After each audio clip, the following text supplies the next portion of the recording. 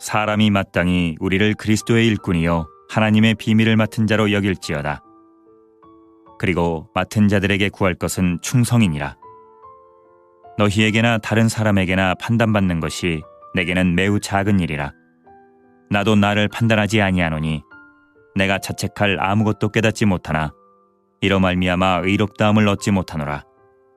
다만 나를 심판하실 이는 주시니라. 그러므로 때가 이르기 전 곧 주께서 오시기까지 아무것도 판단하지 말라. 그가 어둠에 감추인 것들을 드러내고 마음의 뜻을 나타내시리니 그때에 각 사람에게 하나님으로부터 칭찬이 있으리라. 형제들아, 내가 너희를 위하여 이 일에 나와 아볼로를 들어서 본을 보였으니 이는 너희로 하여금 기록된 말씀 밖으로 넘어가지 말라 한 것을 우리에게서 배워 서로 대적하여 교만한 마음을 가지지 말게 하려 함이라. 저와 여러분이 함께 읽은 오늘 고린도전서 4장은 우리 저번 주까지 함께 나누었던 고린도전서 3장의 내용과는 별개의 새로운 내용 같지만 내용을 읽어보면 3장의 내용이 오늘 본문 4장의 내용과 이어지고 있음을 우리는 금방 알 수가 있습니다. 그 내용이 뭐냐면 그 지도자를 과대평가하지 말라. 지금까지 고린도전서 2장과 3장에서 교회의 분열의 원인이 지도자를 중심으로 교회가 나뉘어지고 지도자를 중심으로 교회가 서로 분열되어 있었어요. 그 중심에 뭐가 있냐면 내가 추종하는, 내가 따르는 지도자야말로 누구보다도 가장 우월하다. 그러면서 그들은 단순히 지도자를 존경의 눈을 넘어서 예수님을 대신할 자리까지 그 지도자를 높이고 있었어요. 그러다 보니까 교회 안에 많은 분쟁과 분란이 생기고 시비가 많이 생겼어요. 그래서 바울은 오늘 고린도전서 4장을 통해서 너희들이 추종하는 이 지도자들을 과대평가하지 마라 라는 이야기로 오늘 본문이 시작됩니다. 바울은 앞서서 3장 5절에 고린도 교회 성도들에게 강력하게 도전합니다. 그런즉 아볼로는 무엇이며 바울은 무엇이냐? 하나님 앞에서 그들이 과연 무엇이냐라고 강력하게 질문을 던집니다. 그리고 그 질문에 대한 명쾌한 해답이 오늘 4장 1절이에요. 한번 같이 읽을까요? 시작. 사람이 마땅히 우리를 그리스도의 일꾼이요 하나님의 비밀을 맡은 자로 여길지어다. 사람이 마땅히, 너희들이 추종하는 지도자들은 누구냐 하면 그리스도의 일꾼이고 하나님의 비밀을 맡은 이 관리자일 뿐이다 라는 이야기를 하는 거예요.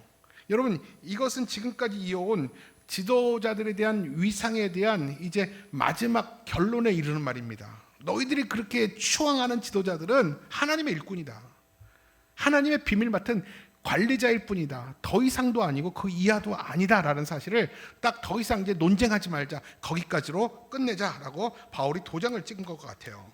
그러면서 바울은 이런 얘기를 하면서 이제 고린도 교회 안에 있는 이 성도들이 지도자를 바라보는 시선을 좀 바꿔야 된다, 이렇게 논증을 펼쳐 나갑니다. 인간 지도자는 심는 자고 물 주는 자다. 잘하게 하시는 하나님 앞에서는 아무것도 아니다. 이것을 바울은 지금 얘기하고 있는 거잖아요. 그래서 모든 논쟁의 결론으로 우리 모두는 하나님께 종속된 하나님의 종이고 하나님의 일꾼이다. 이것이 너희들이 그렇게 추앙하는 지도자들의 원래의 모습이다라고 이야기를 하는 거예요. 그러자 이 바울의 말을 들은 일부 고린도 신자들은요, 충격을 받게 됩니다. 어떤 사람들이냐면 지금까지 열렬히 지도자를 추종하던 사람들이 있었거든요. 그 지도자야말로 그 예수님과 버금가는 그런 위대한 랍비라고 생각하면서 지도자들을 열렬히 자랑하고 추종했는데 그 지도자가 한낱 그리스도 일꾼이고 종이다라는 말에 허탈함을 감추지 못합니다. 그러면서 바울은 일꾼과 관리자라는 호칭을 통해서 한 가지 분명한 사실을 다시 한번 강조합니다. 이 모두는 예수 그리스도의 권위 아래 종속된 자. 그 지도자들의 권위와 위상은 오직 예수 그리스도와 하나님과의 관계 속에서만 유효하며 그들이 예수 그리스도와 하나님의 관계를 떠나서는 그들은 아무것도 아니다. 라는 사실을 바울은 다시 한번 천명하게 되는 것이죠. 그리고 바울은 계속해서 논리를 이어가기를, 그 지도자들이 예수님의 일꾼이라면, 예수님의 관리자라면 주인이신 예수님이 그들에게 원하는 것이 무엇이겠느냐라는 질문을 하게 됩니다. 그게 뭐냐면 2절 말씀이에요. 시작. 그리고 맡은 자들에게 구할 것은 충성이니라. 여러분, 이 맡은 자가 청직입니다. 여러분, 청직이라는 표현이 뭔지 아십니까? 결국 일꾼이고 그리고 하나님의 비밀을 맡은 관리자, 이것은 한마디로 청직입니다.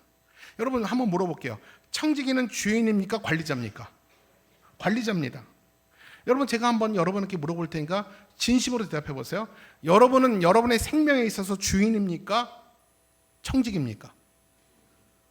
굉장히 중요한 질문이니까 다시 한번 그냥 나오는 대로 대답하지 마시고요. 한번 진심으로 생각해 보세요. 여러분의 생명, 내 생명, 내 것입니까? 하나님의 것입니까? 하나님의 것. 여러분의 자녀, 여러분의 이름으로 된 등기된 부동산, 땅, 토지, 집, 여러분 내 것입니까? 하나님의 것입니까? 하나님의 것이에요. 그럼 나는 그 내 생명과 내 자녀와 내 모든 소유에 나는 청지기일 뿐입니다. 여러분, 이것이 우리가 가져야 될 가장 중요한 정체성이에요. 여러분, 뭐가 비극인지 아십니까? 내 것이 아닌데 내 것이라고 고집하다가 모든 것이 떠날 때, 다시 하나님께 다시 도로 복귀될 때, 그때 인생이 가장 비참해지고 인생이 힘들어합니다. 여러분, 우리는 청직이에요. 맡겨진 책임에 대해서 한눈 팔지 않고 맡긴 주인에게 충성을 다하는 것이 청직입니다. 청지기는 다른 사람에게 인정받지 않아요. 청지기는 누구에게만 인정받으면 됩니까? 주인에게만 인정받으면 됩니다. 바로 고린도 교회 성도들이 추종하는 그 지도자들은 하나님 앞에 청지기라는 거예요. 그렇기 때문에 나를 비롯해서 아볼로나 게바나 모두는 하나님 앞에 관리자로서 충성만 할 뿐이다 라는 사실을 이야기를 하는 거예요. 여러분, 교회 안에 있는 모든 영적 지도자들은요, 주인이 아닙니다. 청직입니다. 이 교회의 주인은 예수 그리스도입니다. 저와 여러분은 청직이에요.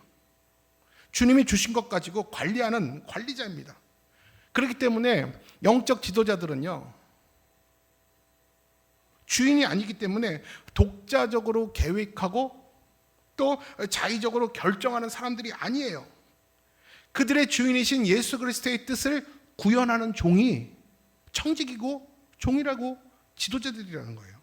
그렇기 때문에 이 종들에게 요구되는 것은 오직 주인에게 충성만 할 뿐이다 라는 사실을 바울은 얘기를 합니다. 여러분, 그렇다면 바울이 이렇게까지 이 지도자의 역할의 한계에 대해서 3장과 4장을 비롯해서 여러 번 이렇게 강조한 이유가 뭘까요? 그 이유는 한 가지예요. 지도자의 존재감은 사람의 평가와 판단에 의해서 지도자의 존재감이 생겨나는 건 아니라는 거예요. 지도자의 존재감은 그 일을 위임하신 오직 하나님의 판단에 의해서 지도자의 존재감이 나타난다. 이것을 이야기를 하고 있는 것입니다. 따라서 너희가 지도자들을 심판하고 판단하는 일은 너희의 일이 아니라 하나님의 몫이라는 거예요. 그 지도자가 그 일을 잘하는지 못하는지 판단하는 것은 그 일을 맡기신 하나님의 역할이지, 너희들이 함부로 비하하거나 비난하거나 함부로 말할 문제가 아니라는 사실을 이야기를 하는 것입니다. 그러면서 3장 8절 말씀을 이렇게 말씀합니다. 시작. 심는 이와 물 주는 이는 한 가지이나 각각 자기가 일한 대로 자기의 상을 받으리라. 그 상은 누가 준다는 거예요? 일을 맡기신 하나님이 준다는 거예요. 하나님이 일을 맡기셨다면 하나님이 판단한다라는 겁니다. 그가 일을 잘했는지 못했는지 상 주시고 벌 주시는 이는 누구라는 거예요? 하나님이라는 것입니다. 그렇기 때문에 하나님의 비밀을 맡은 자를 판단하고 비판하는 심판의 권세를 하나님은 사람에게 주지 않았다라는 것입니다. 따라서 이들은 하나님이 맡기신 일만 수행할 뿐이며 이에 대해서 각자가 하나님 앞에서 책임지면 되는 거예요. 하나님이 홍성환 목사에게 맡기신 일이 있다면 그 일은 하나님이 판단하는 거예요. 나는 이 일에 충성을 하면 하나님이 벌 주시든 상 주시든 하나님의 역할이고 하나님의 몫이라는 것입니다. 그런 점에서 지도자들은요, 성도들의 판단에 대해서 비교적 자유로울 수 있습니다. 그렇기 때문에 너희들이 지도자들을 함부로 평가하고 구분하는 것은 선을 넘는 행위고 이것은 교회를 오히려 혼란케 하는 무의미한 행동일 뿐이다 라는 것을 이야기를 하고 있는 것입니다. 여러분, 그렇기 때문에 교회 안에 지도자들이 가져야 될 분명한 자세가 있어요. 여러분, 이것은 목회자에게만 주는 게 아니에요. 말씀으로 또는 영적인 영향력을 끼치는 그 모든 하나님 나라의 일꾼들에게 주시는 말씀이거든요. 그렇다면 이게 그렇다면 하나님이 일을 맡기시고 하나님이 판단하신다면 그 일꾼들은 교회 내에서 어떻게 살아가는 것이 바른 자세일까요? 당연하죠. 하나님께서 맡겼기 때문에 사람의 인기와 판단이 아니라 그 일을 맡기신 하나님의 판단을 늘 인식하면서 살아야 된다는 것입니다. 나는 과연 나를 불러서 일을 맡기신 하나님 앞에서 나는 신실한가? 나는 충성된 종으로 하나님께 인정받고 있는가? 여러분, 날마다 가끔씩 서서 그 질문에 대답을 해야 되는 겁니다. 왜요? 우리는 일꾼이고 청직이기 때문에. 하나님이 오늘도 나를 살려주시고 오늘도 내가 호흡을 할 수 있도록 나를 흔들어 깨워주셨어요. 그렇다면 하나님이 내게 기대하는 것이 있는 거 아닙니까? 나는 오늘 나를 살려주시고 나를 오늘도 깨워주신 하나님의 기대에 내가 부응하고 있는가? 내가 신실하게 충성스럽게 오늘도 내가 일을 감당하고 있는가? 하나님 앞에 물어보라는 것입니다. 그리고 우리가 진정 하나님 앞에 인정받고 싶은 하나님의 일꾼이 된다면 사람의 비난과 칭찬에 종속되어서 휘둘려서는 안 된다는 거예요. 여러분, 이거 굉장히 중요한 것입니다. 우리는 하나님의 일꾼이에요. 하나님의 판단이 중요해요. 근데 하나님의 판단은 보이지 않으니까 뒤로 하고 들리는 사람의 칭찬과 비난에만 종속되어서 우리가 휘둘리기 시작하면 우리는 하나님 맡기신 일을 감당을 할 수 없다라는 것입니다. 저는 목회를 하면서 저런 교회는 과연 어떤 곳이어야 하는가에 대한 근본적인 질문도 하지만 좀 세부적인 질문도 합니다. 어떤 질문을 자주 하냐면 나에게 있어서 성도란 어떤 존재인가? 홍 목사에게 있어서 이천신학의 성도들이란 어떤 존재인가? 그리고 나는 목회자로서 성도들에게 어떤 목회를 해야지 하나님께서 칭찬하실까? 이 두 가지 질문에 대해서 저는 늘 합니다. 제가 제자훈련하는 목사이기 때문에 성도들에게 질문을 던지기 전에 항상 저에게 먼저 던지는 습관이 있기 때문에 그래요. 저는 이런 질문에 답을 하고 싶어요. 목회자에게 성도란 모든 것을 다 바쳐서 사랑하고 섬겨야 될 대상 맞습니다. 저는 정말 그러고 싶지만 제가 부족해서 연약해서 무능해서 더 섬세하지 못해서 여러분들이 그만할 때까지 이렇게 섬기지 못하는 거 제가 압니다. 이건 저의 부족함의 문제예요. 그러나 저는 진심으로 여러분들을 섬기며 모든 것을 바쳐서 여러분 사랑하고 싶은 마음이 있습니다. 그러나 그렇다고 성도들의 평가에 따라서 서고 넘어지는 존재가 되어서는 안 된다고 늘 생각을 하고 있습니다. 하나님이 나에게 기회를 맡기셨어요. 영혼들을 맡기셨어요. 위임하셨어요. 하나님의 판단이 중요합니다. 근데 사람의 칭찬과 비난의 말에 내가 흔들리고 휘둘린다면 내가 하나님께서 맡긴 사명 감당할 자신이 없더라고요. 그래서 하나님, 내가 성도들을 진심으로 생명 다해서 내가 사랑하고 섬기겠지만 성도들의 평가에 안고 일어서는 그런 실수를 하지 않게 해달라고 저는 계속해서 기도를 하고 있어요. 오늘 사도 바울은 고린도 교회 자기 성도들로부터 비난과 오해를 받고 있어요. 바울은 예전에 그토록 선량하고 착했던 내 성도들에게까지 자기 진영에 속하지 않았다고, 내 편이 아니라고 목회자 바울을 향해서 비난하고 험담하는 성도들을 바울은 봐야 했습니다. 얼마나 고통스러울까요? 그러나 바울은 그는 비난과 평가 앞에서 뭐라고 고백했는지 아십니까? 조금도 흔들림 없이 이렇게 고백합니다. 3절이에요. 시작. 너희에게나 다른 사람에게나 판단받는 것이 내게는 매우 작은 일이라 나도 나를 판단하지 아니하노니. 나를 향한 너희들의 판단이 내게는 작은 일이다. 여러분, 절대 작은 일이 아닐 거예요. 목회자인데 성도들이 나를 비난하는 말에 마음이 무너지죠. 저는 같은 목회자 입장에서 생각할 때 여러분 목회는 가슴으로 한다고 합니다. 가슴이 무너지면 목회를 못할 것 같더라고요. 저 입장이 그래요. 근데 아무렇지도 않게 작은 일로 치부해 버릴 수가 없어요. 근데 바울은 뭐라고 말하냐면 나를 향한 다른 사람의 판단과 비난이 내게는 조금도 문제가 되지 않는다. 그런 비난받았다고 내가 무너지지 않겠다. 이런 얘기를 하고 있는 거예요. 왜냐하면 나는 하나님 나라의 일꾼으로서 다른 사람의 평가도 심지어 내 자신의 평가 앞에서도 내가 흔들리지 않겠다. 내가 무너지지 않겠다. 나는 오직 하나님이 세우셨기 때문에 하나님의 평가만 받겠다. 그 하나님의 평가 앞에서 내가 당당하겠다 라는 사실을 바울은 이야기를 하는 거예요.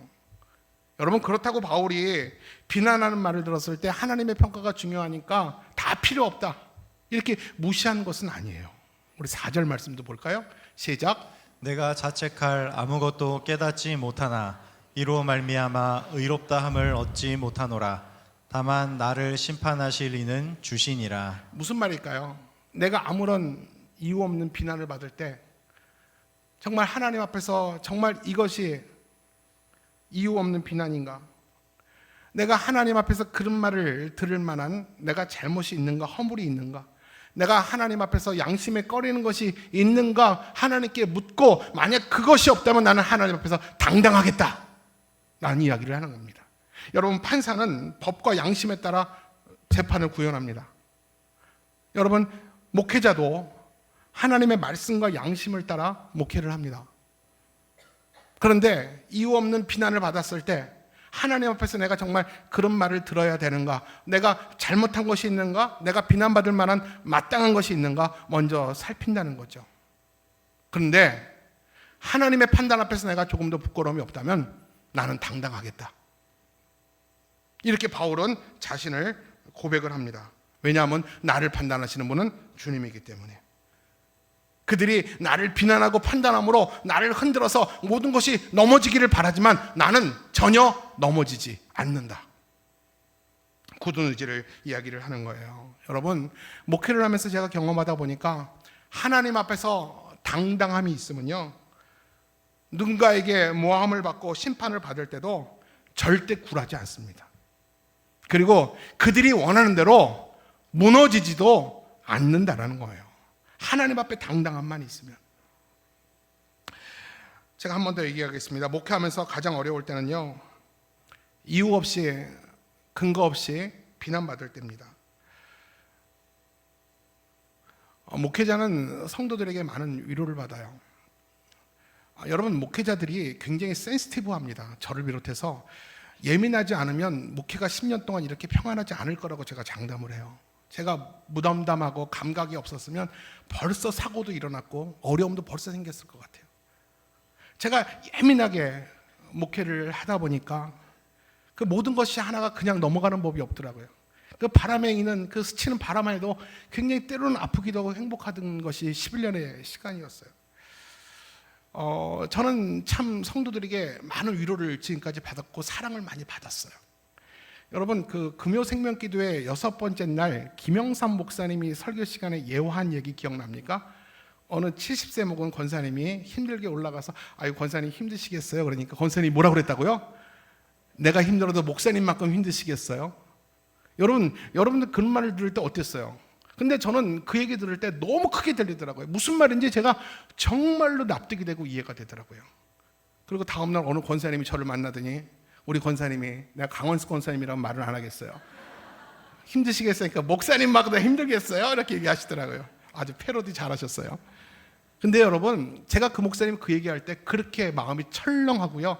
그래, 그거야. 저는 11년 동안 우리 사랑하는 성도들한테 너무 많은 위로를 받았어요. 참 많은 격려도 받고요.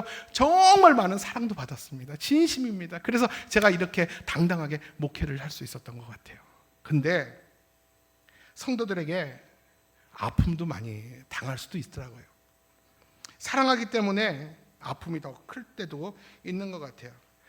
목회를 하면서 오해받고 공격받을 때, 자주는 아니겠지만 아주 간혹 겪게 될 때 그것이 괜찮은 사람이 누가 있겠습니까? 아무도 괜찮은 사람 없어요. 정말 괜찮은 사람 없습니다. 근데 그 아픔과 어려움을 당할 때 그때는 정말 죽을 듯이 힘들고 정말 목회를 그만두고 싶고요. 진짜 이게 목회인가 싶을 정도 회의가 들고 그냥 다 그만두고 떠나버리고 싶을 때가 한두 번이 아니었습니다. 진심으로. 근데 그런 시간들이 지나면서 그 고난도 내게 유익이라는 사실을 저는 비로소 깨닫게 됩니다. 힘들었어요. 어려웠어요. 근데 시간이 가면서 하나님께서 저에게 은혜 주셔서 그 사람의 입장도 생각이 되고 그리고 이해도 되고 무엇보다 내가 겸손해지더라고요. 겸손해지면서 그 사람의 그 알 수 없는 그 비난과 무슨 뜻인지도 모르는 횡설수설 소리 질러대는 그게 다 하나님의 음성으로 들려질 때가 있더라는 것이죠. 진심이었어요. 그러면서 제가 한 번도 그런 얘기를 못 들어봤는데 제가 목회하면서 그 성도한테 그런 문자, 그런 내용, 그런 표현 제가 목회하면서 한 번도 들어보지 못한 험악한 표현까지 제가 들었어요. 어떻게 이 사람이 나 다시 얼굴 볼 수 있을까 이렇게 편지를 쓰고 그 정도로 한계치까지 제가 그런 말을 들어봤어요. 근데 어느 순간부터 그 말씀이 하나님의 음성으로 확 와 닿았더라고요. 그러면서 더 겸손해지고요. 기도가 더 나오게 되고 사람 보는 게 아니라 그때부터 주님을 보게 되더라고요. 지나 보니까요. 그 시간이 내게 유익이더라고요. 여러분 그렇다고 목사님 유익을 주려고 그렇게 괴롭히지 마세요. 예수 그리스도와 동행하면서 비난받을 때 있어요. 모세도 이스라엘 백성들을 이끌어오면서 수많은 비난과 항의를 받아왔어요. 사도 바울도 자기 성도들에게 그러한 일을 똑같이 당하고 있는 거예요. 근데 그때가 바로 내가 주님과 동행하는 일꾼인지 아닌지가 구분된다라는 거예요. 바로 그때. 평상시에는 다 좋은 그리스도 일꾼이에요. 다 좋은 사람이에요. 그런 사람 없어요, 이 세상에. 근데 정말로 한계에 다르거나 이해관계에 다다르거나 극한 상황에 이르게 되면 정말 그 사람이 주님과 동행하는 하나님의 일꾼인지 아닌지가 확연하게 드러난다는 거예요. 바울은 그런 와중에서 자신을 흔들어대고 비난하는 모함하는 성도들 앞에서 뭐라고 말합니까? 그럼에도 불구하고 나는 그리스도의 일꾼이고 하나님 앞에 관리자고 내가 할 수 있는 것은 오늘도 하나님께 충성하는 일입니다. 여러분 저는 사실 이 바울의 이 고백을 들으면서 저는 자신 없더라고요. 나를 욕하고 비난하는 성도들 앞에서 나는 여전히 그럼에도 불구하고 당신을 사랑하겠습니다. 난 그럼에도 불구하고 나는 내 자리를 지키며 하나님께 충성하겠습니다. 나는 절대 무너지지 않겠습니다. 저는 그렇게 말할 자신이 솔직히 없더라고요. 사랑하는 성도 여러분, 바울은 그렇게 말합니다. 너희들이 이 문제로 나를 무릎 꿇게 하고 내가 무너지기를 바랄지라도 난 무너지지 않아. 왜냐하면 나를 평가하는 분은 너희들이 아니라 하나님이기 때문에. 이런 당당함이 바울에겐 있다는 것입니다. 그리고 두 번째 주제로 더 나아가서 내가 이렇게 판단받지 않는 것처럼 너희도 다른 사람을 판단하지 말라고 이야기를 합니다. 왜냐하면 우리는 성령이 거하는 하나님의 성전이기 때문에 함부로 남을 판단하거나 심판하지 말아야 된다는 이야기를 하는 거예요. 5장 5절 전반부의 말씀이에요. 시작. 그러므로 정해진 때가 오기 전 곧 주께서 다시 오실 때까지는 아무것도 미리 판단하지 마십시오. 우리가 사람을 함부로 판단하지 말라는 거예요. 정확히 상황을 알고 판단하실 분은 하나님밖에 없다라는 것입니다. 5절 후반절 볼까요? 시작. 주께서 오시면 어둠 속에 감추어져 있던 모든 것들을 밝히 드러내실 것입니다. 또한 우리 마음속 깊은 곳의 생각들까지도 다 드러내실 것입니다. 여러분 기억하세요. 사람을 판단하고 심판할 주권은 하나님이 인간에게 주지 않았어요. 하나님의 권한입니다. 우리가 함부로 알지도 못하면서 다 아는 것처럼 함부로 사람을 판단하고 심판하는 일은 이것은 하나님께 월권이라는 겁니다. 하나님은 그런 자격을 인간에게 주지 않았다라는 거예요. 여러분 저를 비롯해서 우리 모두는 사람을 다 알지 못하면서 다 아는 것처럼 함부로 판단하기를 좋아합니다. 여러분 사람은 관계 속에서 남의 생각을 남의 마음을 다 알지 못해요. 우리가 내 뱃속에 사는 내 새끼들도 내 그 머릿속에 마음속에 무슨 생각이 있는지 모르잖아요. 모든 상황도 정확하게 알지 못하면서 다 아는 것처럼 사람을 함부로 심판하고 판단하는 일은 절대로 해서는 안 된다는 거예요. 여러분, 우리의 판단이라는 게 얼마나 기울어져 있는지 아십니까? 나는 공정하다라고 말하는 사람일수록, 나는 객관적이야라고 말하는 사람일수록 이미 기울어져 있어요. 그 자체가 기울어져 있는 거예요. 우리가 편익견과 선입견과 이 편견에 얼마나 노출되어 있는지 모릅니다. 우리는 불완전한 상태예요. 여러분, 특히 이런 사람 있죠. 나는 많은 사람을 상대해봤기 때문에 나는 사람을 잘 봐. 나는 틀린 말을 안 해. 여러분, 우리 주위에 그런 사람 있지 않습니까? 그런 사람일수록 어떤 말의 습관이 있냐면 사람을 쉽게 단정짓고 심판하는 말을 자주 합니다. 인격으로, 습관으로 그렇게 장착이 되어 있어요. 근데 여러분, 그렇게 내가 누군가를 헤아리고 누군가를 판단하고 쉽게 심판하는 사람의 이 말 때문에 본인도 모르게 얼마나 많은 사람이 그 입 때문에 죽은지 아십니까? 얼마나 많은 사람이 그 한마디 던진, 무심코 던진 그 날카로운 비수 같은 말에 얼마나 많이 피를 흘리며 살아갈 용기를 잃고 사는지 몰라요. 근데 하나님 분명히 말씀을 합니다. 네가 평생 누군가를 헤아림으로 네가 마지막 날 하나님 앞에서 헤아림을 받게 될 것이다. 네가 하나님 앞에서 심판과 재판당하지 않기를 원한다면 네가 헤아림으로 사람을 심판하고 재판하고 판단하지 말라는 것입니다.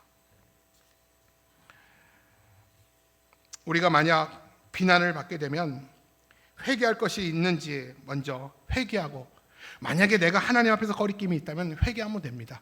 돌아서면 되는 것입니다. 그러나 하나님 앞에서 조금도 거리낄 것이 없다면 여러분, 바울처럼 당당할 수 있어요. 여러분, 그 기준이 뭔지 알아요? 그 기준이 바로 예수님의 판단이에요. 여러분, 잘 들어보세요. 예수님의 판단은 우리가 알기 어렵거나 막연한 것이 아닙니다. 우리가 모든 판단의 기준을 예수님의 판단 기준을 가져야 돼요. 근데 예수님의 판단 기준이 뭐냐면 바로 성경에 기록된 예수님의 판단 기준이고 예수님의 뜻입니다. 자, 그것이 구체적으로 뭐냐? 오늘 바울은 6절에 이르기를 이렇게 말합니다. 말씀 밖으로 넘어가지 않는 것. 예수님의 판단 기준이 뭐냐면 말씀에서 넘어가지 않는 것. 이게 예수님의 판단 기준이에요. 우리 6절 말씀 한번 볼까요? 시작. 형제들아, 내가 너희를 위하여 이 일에 나와 아볼로를 들어서 본을 보였으니 이는 너희로 하여금 기록된 말씀 밖으로 넘어가지 말라 한 것을 우리에게서 배워 서로 대적하여 교만한 마음을 가지지 말게 하려 함이라. 말씀 밖으로 넘어가지 말라는 것은요, 말씀이 그렇다 하면 모두가 아멘 하라는 것입니다. 이게 예수님의 판단이에요.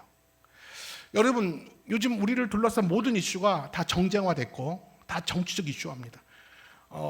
정치 빼고 과학으로 얘기하자 그래도 얘기가 안 돼요.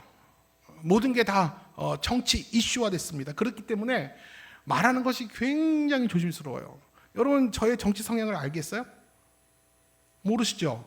제가 정치 성향이 없으니까 모를까요? 말을 안 하니까 모를까요? 말을 안 하니까 모를 거예요. 여러분, 요즘에 정말 설교하기가 어려워요. 어떤 얘기를 하려고 하면 여러분들의 상상력이 너무 풍성해가지고 저 목사님 좌파야, 저 목사님 우파일 거야, 이렇게 상상을 합니다. 여러분, 교회 안에서 이런 정치 문제 때문에 홍역을 겪는 교회들이 정말 많아요. 여러분, 기독교인일지라도 정치에 관심이 있고 정치의 입장이 있을 수 있어요. 그렇죠? 있을 수 있어요. 어떤 사람은 보수적인 성향이 있고 어떤 사람은 그 급진적인 성향이 있습니다. 여러분, 제가 한번 물어볼까요? 예수님은 보수계요, 진보계요? 한번 대답해 보세요. 한번 상상해 보세요. 예수님은 보수겠어요, 진보겠어요? 여러분 성향대로 말하고 싶죠? 내가 보수면 보수. 아니, 굉장히 급진적이고 진보적이어서 사회에 대해서 가난한 자들과 구제하는 데 있어서. 여러분 있잖아요. 예수님은 보수적 성향도 있고요, 진보적 성향도 있어요. 그러나 진리 안에서는 하나였어요. 그 말씀 안에서는 나뉘지 않고 하나였다라는 겁니다. 여러분, 결국 뭐냐면요, 성전된 우리들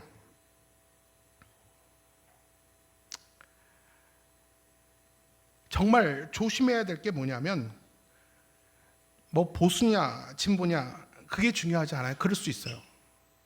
근데 극단을 조심해야 됩니다. 극우, 극좌, 누가 극우고 극자인지 아십니까? 자기와 의견이 다르면 무조건 화부터 내고 비난하는 사람이 있어요. 정치 얘기를 하다가 생각이 다를 수 있잖아요. 이 부모 자식 간에도요, 설날 이 밥상이 뒤집어져요. 진짜라니까요. 여러분, 이게 조심해야 되는 거예요. 우리 편은 뭐를 해도 다 보기 좋은 거고 잘한 거고, 남의 편은 아무리 옳은 거여도 다 꼴보기 싫은 거예요.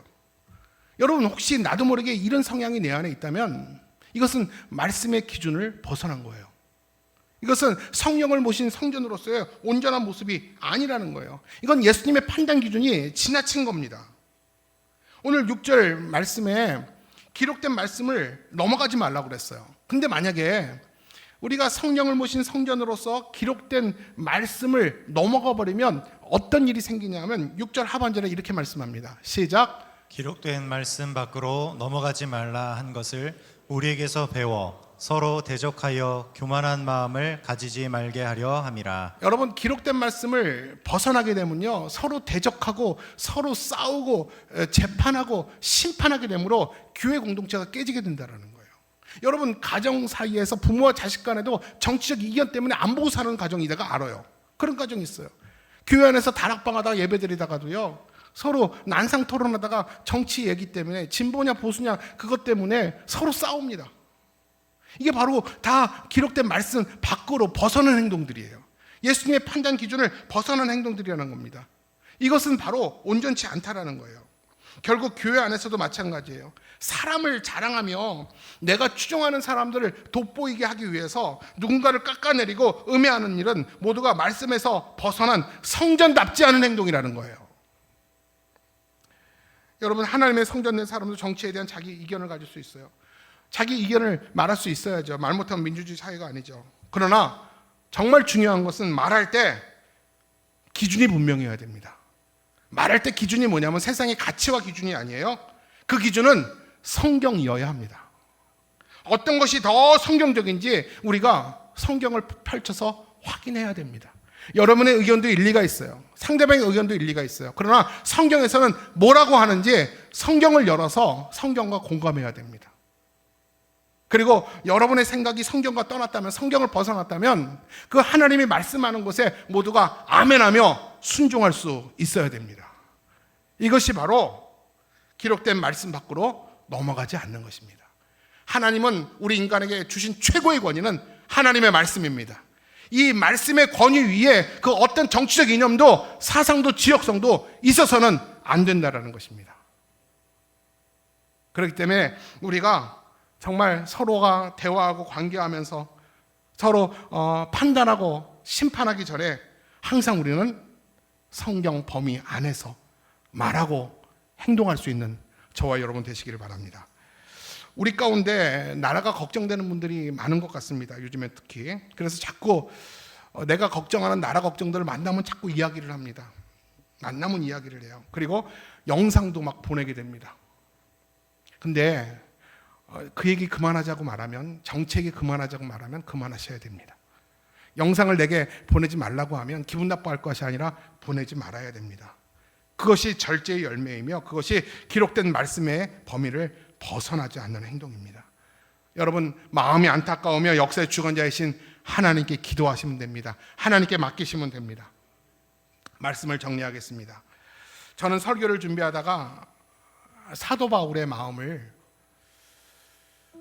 그 믿음을 보면서 정말 부러웠어요. 다른 사람이 아닌 내 사랑하는 성도들에게 비난과 공격을 받았을 때 내 마음이 무너지지 않고 그럼에도 불구하고 한결같이 그 부르심의 목적 따라 내가 사랑당하는 성도들을 끝까지 사랑하고 섬기겠습니다.